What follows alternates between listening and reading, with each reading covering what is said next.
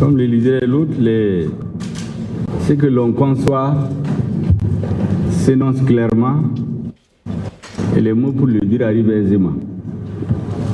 Ce que je viens de vous dire, c'est le sentiment de l'écrasante majorité des Maliens. Vous prendrez n'importe quel citoyen, même ceux qui n'ont pas été à l'école, dans les langues nationales, ils vous tiendront le même discours. Ce n'est pas un discours fait contre quelqu'un, mais c'est un discours qui décrit la réalité de notre pays. Avant de nous séparer, je voudrais dire quelques mots sur une question qui préoccupe tout le monde. En fait, que tout le monde se pose.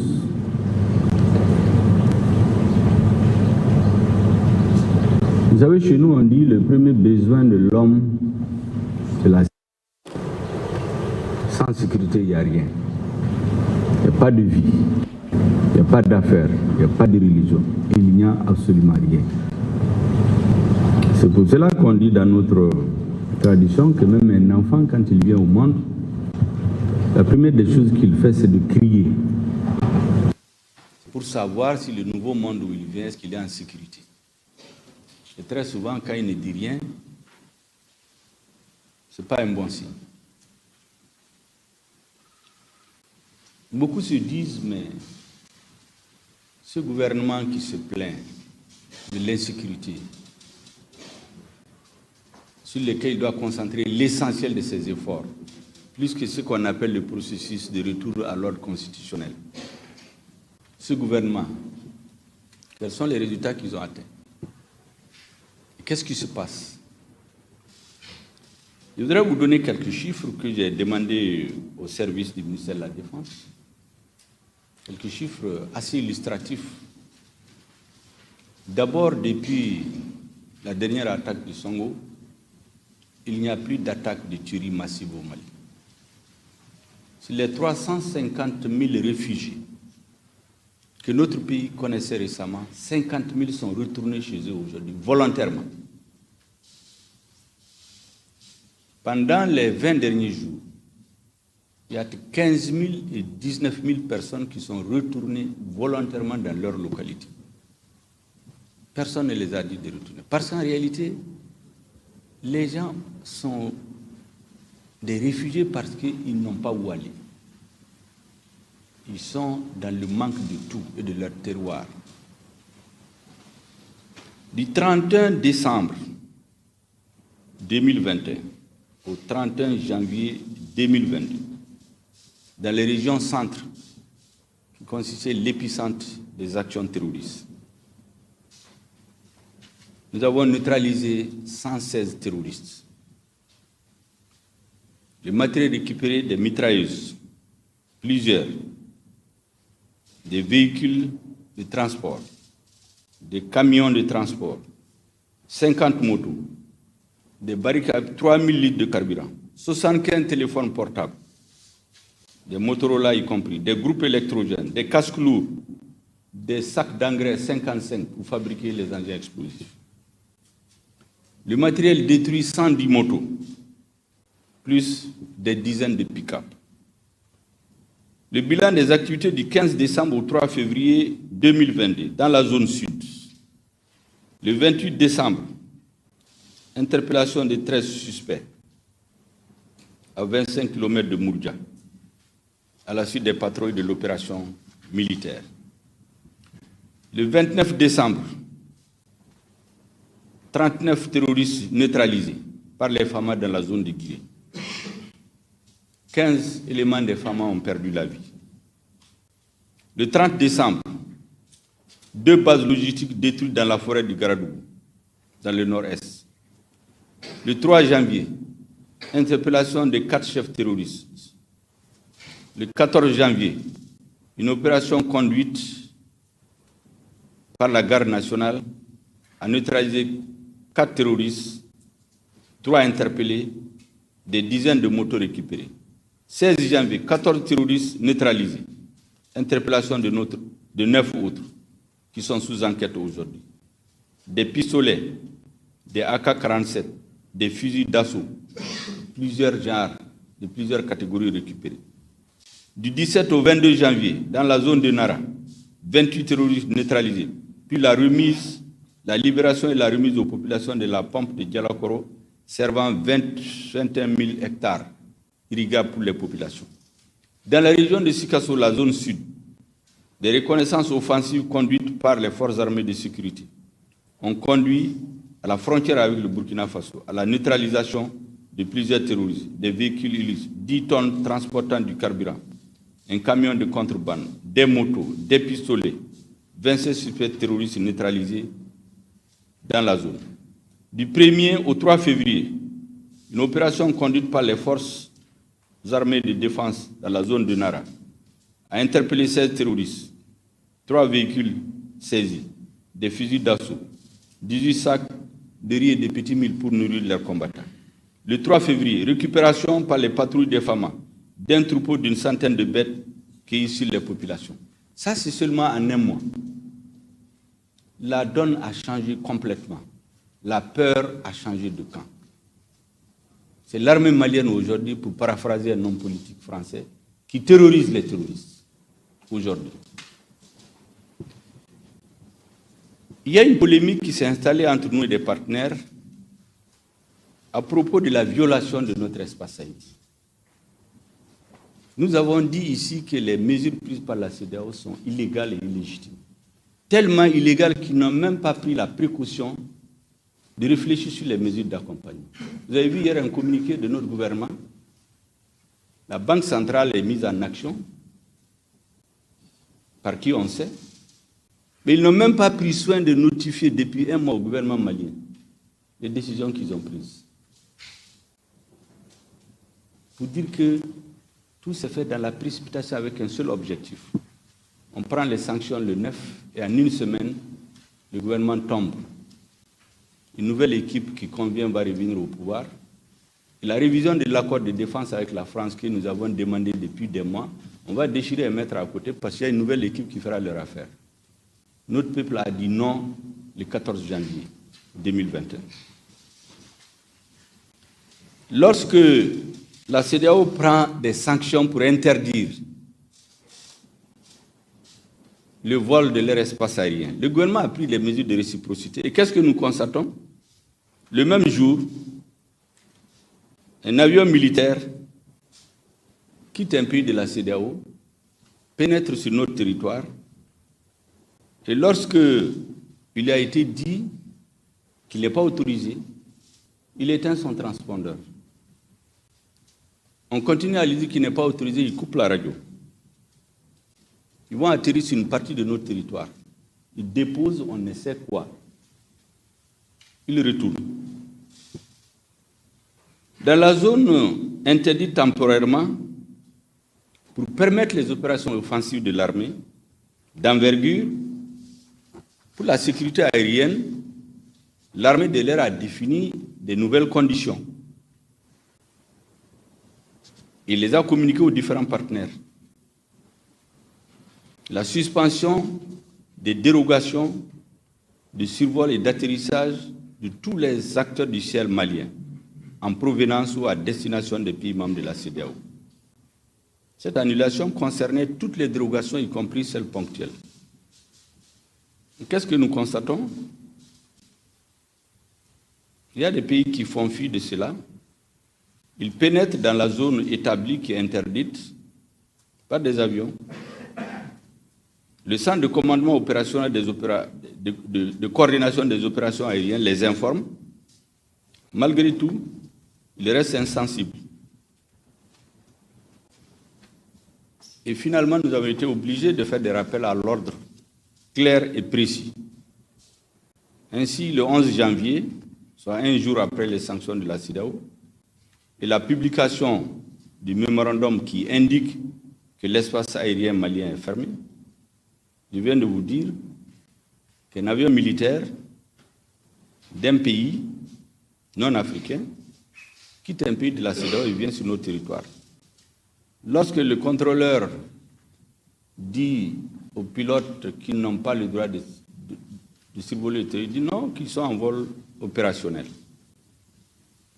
Le 18 janvier, 11h et 14h, un aéronef français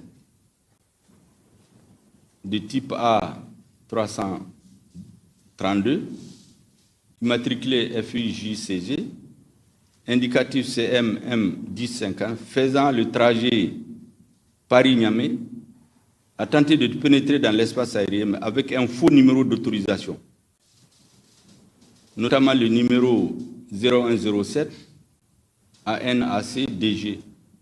Le centre de commandement des opérations alerté par les services de contrôle aérien, pendant que l'avion se trouvait en territoire mauritanien à 30 minutes de l'espace aérien, a procédé à l'authentification du dit numéro. Il est ressorti que cette authentification suspensionnée a été officiellement délivrée la veille à un autre appareil français de Barkhane pour servir d'autorisation de survol. Ayant reçu ces informations, le contrôleur a notifié au pilote qu'il n'était pas en règle et par conséquent le survol du territoire malien lui était interdit. C'est ainsi que le pilote annonça au contrôleur qu'il était en possession d'un autre numéro d'autorisation permanent, numéro 221-225, qui malheureusement n'est ni délivré par le centre de commandement des opérations, ni par l'Agence nationale de la sécurité aérienne.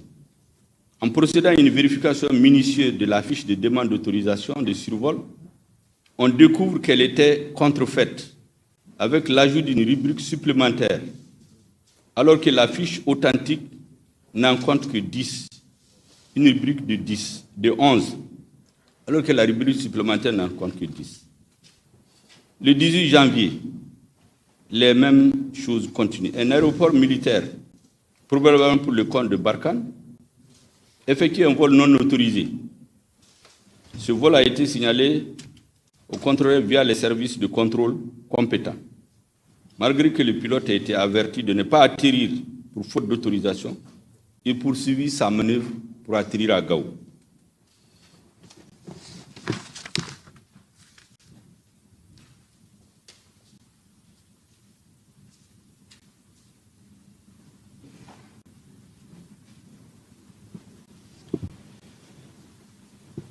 Le 18 janvier toujours, un aéronef exploité par Barkhane a été aperçu sur l'écran radar du Mali. Il se trouve qu'il est sans aucune coordination avec les systèmes de contrôle. Les services maliens de contrôle appellent alors Niamey d'où il vient pour en savoir plus sur cet aéronef. Ces derniers répondent que l'aéronef a coupé son contact avec eux après le décollage. Il ne se passe point de jour sans que nous n'assistions à des scènes pareilles. Je peux continuer tous les jours.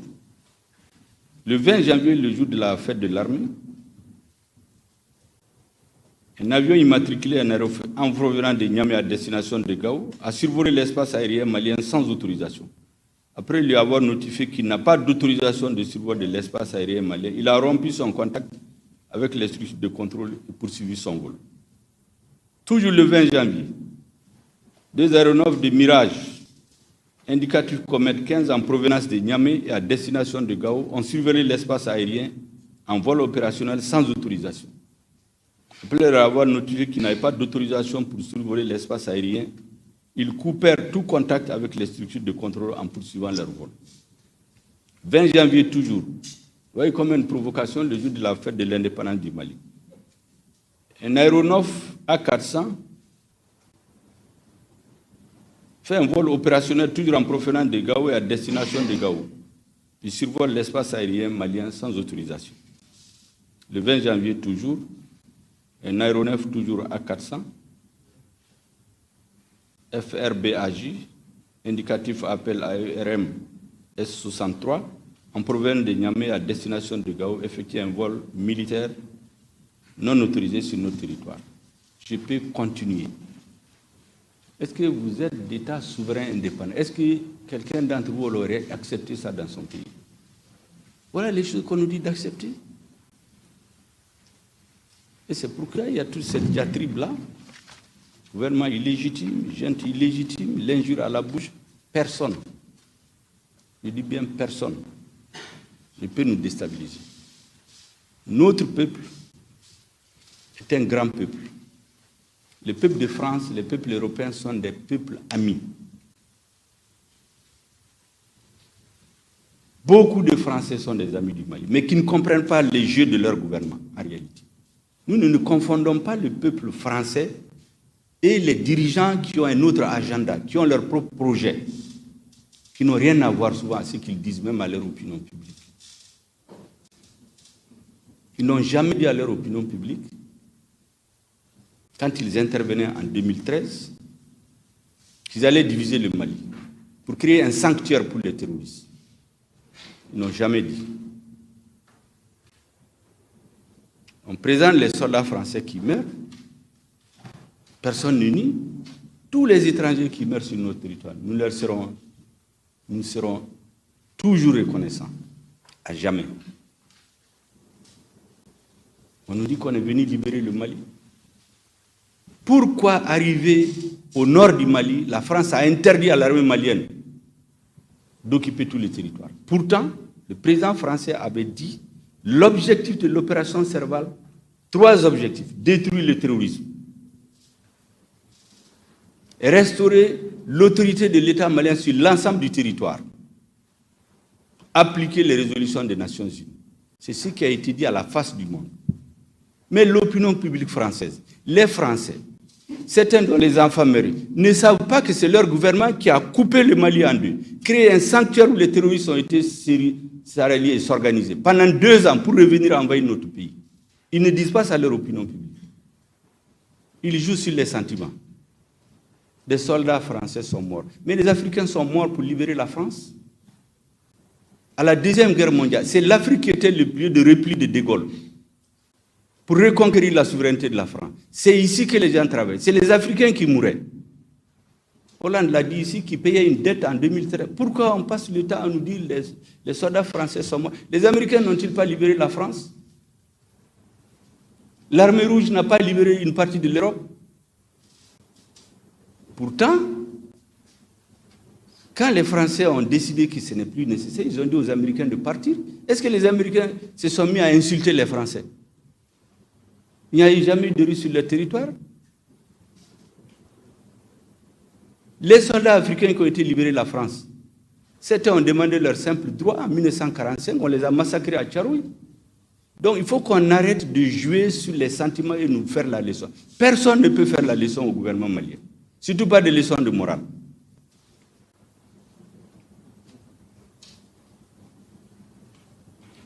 Notre pays est profondément lié à la France par l'histoire. En dehors de la Côte d'Ivoire, c'est le pays où nous avons le plus grand contingent de Mali. En dehors de la communauté algérienne, les Maliens sont les plus nombreux en France. Leur appui à notre économie, leur poids dans notre société, sur le plan économique, culturel, c'est plus important que l'aide de la France au Mali. Est-ce que vous pensez qu'un gouvernement responsable, avec les liens historiques, les liens stratégiques et militaires que nous avons, nous allons nous lever comme ça pour dire des choses qui leur permettent. Mais on ne peut pas nous vassaliser, on ne peut pas transformer le pays en esclave. Ça, c'est terminé. Il n'y a pas de zone d'influence. En tout cas, le Mali ne fait pas partie de la zone d'influence d'un pays. On a partagé l'Afrique le 28 février 1985 en zone d'influence. Nous ne nous considérons pas que nous sommes dans la zone d'influence d'un pays. Nous sommes dans la zone d'influence du monde. Donc personne ne peut traiter les problèmes du Mali par procuration. Personne. Et lorsqu'on refuse ça, on nous insulte, on nous menace, on viole les règles. Comment vous voulez construire? Vous voulez rétablir le retour à l'ordre constitutionnel normal pour construire un état de droit en violation des règles qui ont institué la CEDEAO, qui ont institué l'UEMOA, qui ont institué les Nations Unies. Vous violez ces règles et vous dites que vous voulez ramener l'ordre constitutionnel normal. Ce n'est pas possible. Nous ne changerons contre rien la sécurité de notre pays et de nos populations. Ceux qui veulent nous aider, ils nous aident. Celui qui pose comme condition qu'il faut qu'on continue à tuer les Maliens qu'on accepte, je pense qu'il ne trouvera pas de terrain d'entente avec nous. C'est aussi simple que ça. Nous n'avons aucun problème avec le peuple français, avec l'État français. Il y a des dirigeants qui ont leur propre agenda politique. Ils instrumentalisent l'opinion publique. Ils essaient, par feu de solidarité, d'avoir toute l'Europe avec eux. Pourquoi beaucoup de pays européens et américains ont refusé cette histoire de G5 Sahel et de Takuba? Parce qu'ils voient ce qui se cache derrière. Nous aussi, nous voyons, on a un coefficient intellectuel largement au-dessus de la moyenne, contrairement à ce qu'ils pensent. Nous savons ce qui se cache derrière ça. Takuba, vous savez, c'est pour diviser le Mali. C'est le sabre en Soré et en Tamashek. Ce n'est pas un nom qui a été pris par hasard. Merci beaucoup.